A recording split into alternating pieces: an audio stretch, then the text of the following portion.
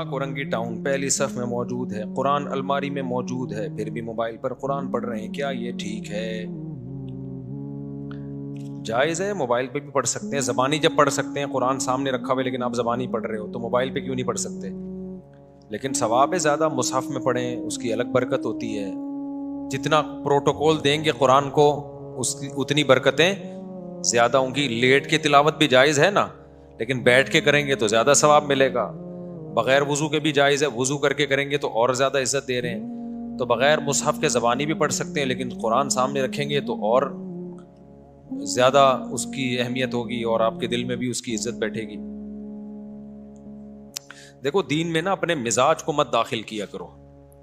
بعض دفعہ انسان کے اوپر کوئی اس کا اپنا دل چاہ رہا ہوتا ہے کہ ایسا ہونا چاہیے. یہ دیکھو شریعت میں کیا ہے. اب جب موبائل میں قرآن پڑھنا جائز ہے تو جائز ہے نا, اس میں کیا ہے؟ ہاں بہتر ہے پڑھ لو. تو بعض لوگوں کو یہ ہوتا ہے موبائل قرآن سامنے رکھا ہے موبائل میں پڑھ رہا ہے, تو کیا ہو گیا اس میں؟ بہت ساری چیزیں ہم دن میں نا لوگوں سے واسطہ پڑتا ہے ہمارا, تو وہ بری چیز نہیں ہوتی, لیکن آپ کا ایک خاص معیار بن چکا ہوتا ہے تو آپ کو بری لگ رہی ہوتی ہے وہ. میں بتایا تھا نا اعتکاف میں لوگ بعض دفعہ پوری رات پڑے سوتے رہتے ہیں, تہجد نہیں پڑھتے. تو ہماری انتظامیہ کے بعض لوگوں نے کہا یہ اعتکاف میں آئے ہوئے ہیں تہجد نہیں پڑھ رہے. تو میں نے کہا نہیں پڑھ رہے تو کیا ہے, تو پڑھے رہنے تو فجر تو پڑھ رہے ہیں نا, پڑھ لیں اچھی بات ہے, ان کو سمجھاؤ, لیکن نہیں پڑھنے سے آپ کو تکلیف کیوں ہو رہی ہے؟ ٹھیک ہے نا, یہ تکلیف ہونا غلط ہے. اس کا مطلب آپ شریعت سے بھی ایک ہاتھ آگے جانے کی کوشش کر رہے ہو, شریعت سے آگے مت نکلو بھائی. اعتدال پہ رہنا چاہیے, اعتدال پہ, افراط و تفریط کا شکار نہیں ہونا چاہیے. شریعت کا حکم ہے کہ کھانا سامنے آ جائے نا, بھوک لگ رہی ہے اور کھانا ہی سامنے آ گیا تو آپ جماعت چھوڑ سکتے ہیں, کھانا کھا لیں آپ. اس کا معمول بنانا جائز نہیں ہے. لیکن اگر کبھی ایسا ہو گیا کہ بھوک بھی لگ رہی ہے اور کھانا اتفاق سے اسی ٹائم پہ آ گیا سامنے, اب وہ چھوڑ کے جائیں گے, کھانا بھی خراب ہو جاتا ہے, ٹھنڈا ہوتا ہے, بعد میں دوبارہ گرم کرنا پڑتا ہے. بعض دفعہ یہ ہوتا ہے دل بھی نہیں لگتا نماز میں کہ یار ادھر کھانے کی طرف توجہ رہتی ہے. تو نبی صلی اللہ علیہ وسلم کی صحیح حدیث ہے, اذا وضع الطعام اذا وضع العشاء فابدؤوا بالعشاء, کہ جب رات کا کھانا رکھ دیا جائے تو کھانا پہلے کھا لو. نارملی اس کا معمول نہیں بنانا چاہیے, کبھی اتفاق سے ہو گیا تو پھر بھی کوئی لوگوں کو تکلیف ہو رہی ہے, نہیں جی ہماری جماعت, تو یہ اس کا مطلب ہے آپ شریعت سے دو ہاتھ آگے جا رہے ہو. مجھے یاد ہے ہماری کسی نے دعوت کی, بہت پرانا واقعہ, 20 سال تو ہو گئے ہوں گے اس کو, بلکہ اس سے بھی زیادہ. تو جب دعوت کی نا, میں مدرسے میں نیا فارغ ہوا تھا پڑھ کے, تو ہم سب بیٹھے ہوئے ہیں اور بھی کچھ علماء کو بلایا, کچھ دوستوں کو بلایا. بریانی تیار ہو رہی ہے نا, ہم بیٹھے ہوئے ہیں, ان کا پتہ نہیں عقیقہ تھا, ولیمہ تھا, کہ اب تو کھا کے یاد نہیں رہتا کیوں بلایا تھا, کس سلسلے میں, کھانا یاد رہ جاتا ہے. اب ہم جب بیٹھے ہوئے ہیں تو اتفاق سے کھانا پکنے میں گھر کی خواتین کھانا پکا رہی تھی, دیر ہو گئی. اب جب گرم کھانا لا کے, سالن بھی تھا اس میں, بریانی بھی تھی, دسترخوان پہ رکھا ہے, ادھر ایک دم اذان.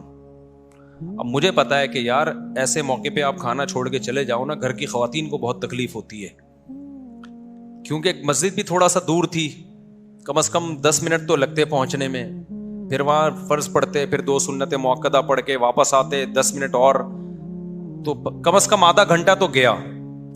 آدھے گھنٹے کے بعد کھانے میں یہ ذائقہ نہیں رہتا,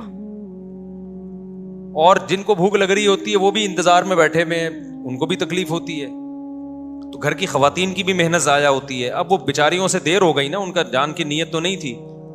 میں نے مسئلہ بھی سنا ہوا تھا, مجھے پتا تھا کہ شریعت کا حکم ہے کہ جب ایسے اتفاق ہو جائے تو پھر کھانا کھا لو آرام سے, پھر جماعت کو مؤخر, جماعت کی بڑی حیثیت ہے اسلام میں, لیکن جہاں اللہ نے گنجائشیں دی ہیں تو وہ تو پھر اللہ کو سے آگے نہ نکلو نا. اب میں نے وہاں کہہ دیا, میں نے کہا نہیں اب کھانا کھائیں گے آرام سے. اچھا اس میں بھی بعض لوگ یہ کر رہے ہوتے ہیں, جماعت نکل رہی ہے جلدی لکھاؤ, یہ غلط ہے, پھر یہ بھی غلط ہے. جب کھا رہے ہو تو پھر تسلی سے کھاؤ, قضا نہ ہونے دو, اتنا تسلی نہیں کہ قضا ہو جائے, قضا کرنا تو کسی قیمت پہ جائز نہیں ہے. لیکن اب شروع کر دیا تو گھڑی دیکھنا, یہ بھی میزبان کے لیے یہ عمل بھی تکلیف دہ ہوتا ہے. یار ہم تو 1 مہینے سے دعوت کا کہہ رہے تھے, اب جب غلطی ہو گئی ہم سے, دیر ہو گئی ہم سے, یار اب آپ یا تو کھا لو یا چھوڑ کے چلے جاؤ, نہ ادھر کے نہ ادھر کے. میں نے مسئلہ بتایا, لوگوں کو میں نے کہا بھائی اس بارے میں صحیح حدیث ہے, ہم نے علماء سے سنا ہے, مفتیان کرام سے سنا ہے, جب کھانا آ گیا ہے تو اب میزبان کا بھی اکرام ہے. ہم کوئی عادت تو نہیں ہے نا جماعت چھوڑنے کی, سب ماشاءاللہ جماعت سے نماز پڑھنے والے لوگ تھے. میں نے کہا اب کھا لیں آرام سے. نہیں جی جماعت نہیں, ہماری ایک نے کہا میری تکبیر اولیٰ اتنے عرصے سے نہیں چھوٹی, دوسرے نے یہ کہا, انہوں نے کہا, کیونکہ سارے نیک لوگ تھے نا, تو مسئلہ تو نیک لوگوں کے ساتھ ہی زیادہ, یعنی بعض دفعہ, ہمیشہ نہیں. میں کہہ رہا ہوں یار کھا لو, کہہ رہے نہیں بھائی ہم کیسے چھوڑ سکتے ہیں. تو مجھے لگا کہ اپنا مزاج جو ہے نا, مزاج اور ریکارڈ بنانا کہ ہم جماعت نہیں چھوڑتے, یہ ریکارڈ کی زیادہ ویلیو ہے, شریعت دوسری طرف ہے.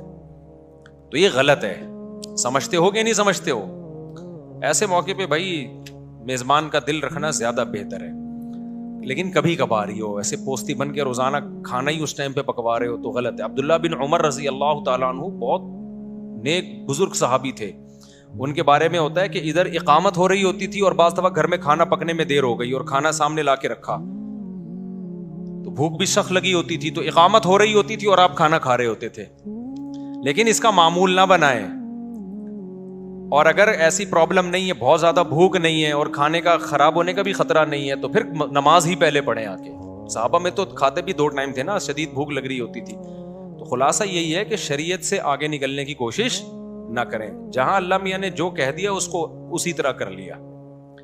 نفلی روزہ توڑنا, بعض دفعہ کوئی آپ کا بہت قریبی دعوت کرتا ہے تو پھر سنت ہے ایسے موقع پہ اس کا دل رکھنے کے لیے, اگر آپ نے روزہ رکھا ہوا ہے نا نفلی, تو آپ توڑ دیں روزہ. وہ آپ کے بہت ہی قریبی ہیں, ماموں ہیں, چاچو ہیں, آپ کی والدہ ہیں, آپ کہیں سے آئے تھے, آپ کی والدہ نے کوئی اسپیشل کھانا بنا لیا اس دن, آپ نے کہہ دیا میرا روزہ ہے. اب والدہ کا دل ٹوٹتا ہے, باپ کا, ماموں کا, چاچو کا, یہ جو مقدس رشتے ہیں, یا کوئی بہت ہی قریبی دوست ہے آپ کا, تو ایسے موقع پہ شریعت نے کہا بھائی نفلی روزہ ہے تو اس کو توڑا جا سکتا ہے. لیکن احناف کے نزدیک بعد میں قضا کی جائے گی. دیگر ائمہ کے نزدیک قضا نہیں ہے, لیکن احناف کے نزدیک بعد میں قضا ہے, کیونکہ امام حنیفہ کہتے ہیں یہ بھی نظر یہ فعلی ہے. منت جیسے زبان سے مانی جاتی ہے تو عمل سے بھی ہوتی ہے. تو جب کوئی عمل جب تک شروع نہیں کیا وہ لازم نہیں ہوتا, لیکن جب شروع کر دیا تو اس کو کمپلیٹ کرنا لازم ہے. تو یہاں آپ نے توڑا ہے شریعت کی وجہ سے, لیکن کمپلیٹ کرنا پڑے گا, کیونکہ لا تبطلوا اعمالکم, قرآن کہتے ہیں اپنے عمل کو ضائع مت کرو. تو یہ بعد میں قضا کر لیں اس طرح. سمجھتے ہو کہ نہیں سمجھتے ہو؟